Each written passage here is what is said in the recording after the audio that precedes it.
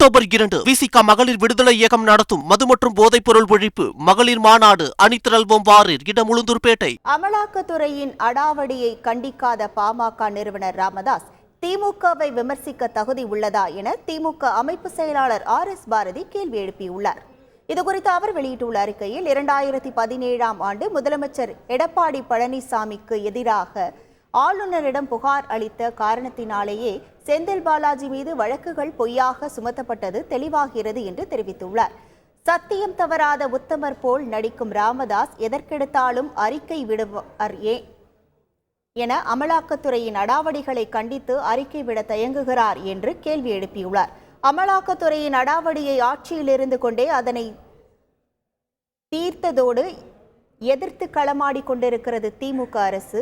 ஆனால் அமலாக்கத்துறையின் அத்துமீறல்களை பாமக ஏன் எதிர்க்கவில்லை? அதற்கு பின்னால் இருக்கும் நுண்ணரசியல் என்ன என்றும் வினவியுள்ளார்.